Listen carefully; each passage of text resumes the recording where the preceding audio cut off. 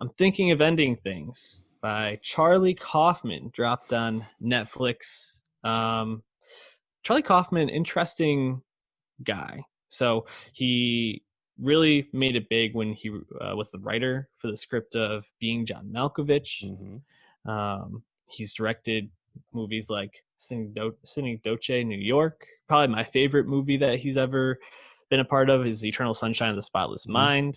Oscar One of winner. my one of my favorite movies just in general. I think it's really well done, but super weird. And this is based off a 2016 novel by Ian Reid of the same name. He takes a lot of liberties with this, though, from everything I've read. It seems like he takes the third act, which by Ian Reid's book is pretty straightforward, and Mm-hmm. he goes in a totally different direction with this. This is a very dense movie. Dense. It's a And lot.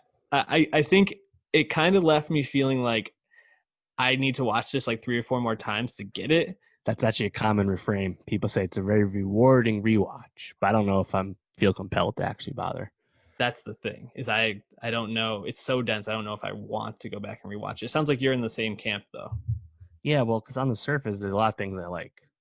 There's really only four characters in the movie, right? You have Jesse Buckley and Jesse Plemons as this kind of lifeless romantic couple, right? There's really no juice in this relationship. And as the title suggests, Jesse Buckley's character is thinking of ending things and it's kind First of line of the movie. premeditating this, right? Mhm. And the kind of the banter they have in the beginning of the movie is all in this car, right? Like the banter they have is pretty good, I think, just because they're both such talented performers, and Plemons in particular, again, just kind of showing his dependable nature as a side piece in any movie, any role, really.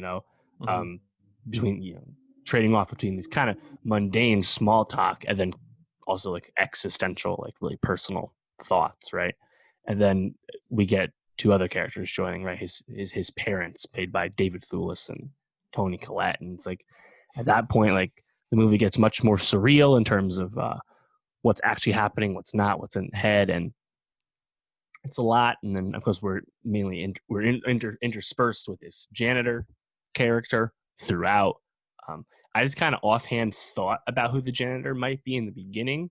Apparently there's more breadcrumbs to see about that identity if you rewatch it, but I mean it's revealed at the end. But like, yeah, the existential nature stuff to me about, I don't know, aging and being happy with who you are, I don't know, like I don't know if that really landed for me all that much.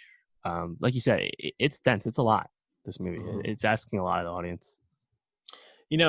About halfway through the movie, I started to kind of piece together everything that was going on. And I wouldn't say I like hit the nail on the head with all of it, but I was like, okay, so, and this is, I guess, going to be a bit of a spoiler, but Jesse Plemons is probably the avatar of this janitor who's like, kind of reflecting on his life in some way. I think the psychological elements of this are pretty interesting when you go back and kind of think about that. Jesse Buckley's character is not one actual person, but more of this like creation of this person's loneliness. I think the line that really stood out most to me is like, as you get older, you either like get married, or you either get a wife, or you have this wife shaped loneliness in your heart, or something like this, or it was like a partner shaped loneliness. And that felt kind of like the crux of the movie in a way, was this person reflecting on all they've lost, some self-loathing. Seems like media has been kind of the way that they've understood their life, and you kind of, I think there's little hints dropped in terms of some of the books and shows, and then the third act totally devolves into this like dance, classical dance. I don't know, it's very strange. It's like a fight. Yeah, and then there's this performance by Jesse Plemons at this award at the end. It's so strange. Shout out to old makeup. Yeah, and then there's also that I don't know if it's a flashback scene or like that like fake movie trailer with Robert Zemeckis or whatever it is, which is really so I will say that part stood out to me. This movie was shot around my hometown. I've actually been to that diner, the Red Line Diner in Fishkill, New York. So that was cool to me. It's actually interesting because one of the reasons I perked up at that part after watching The Boys all weekend is the girl who's like in Yeah, that fake movie trailer is also in The Minfie. Boys. Yeah. Yeah, But it, I think if you really like sit down and think about it, all the parts make sense. But in order for this movie, I think, to really work, it needs to be a movie that is enjoyable. And I don't really know if I found many parts like super, super enjoyable. I found a lot of it very heavy and weird. And I actually was like, is this shit about to become like a horror film? Because like I can't handle this on a Sunday night at this point. I need something a little lighter for myself.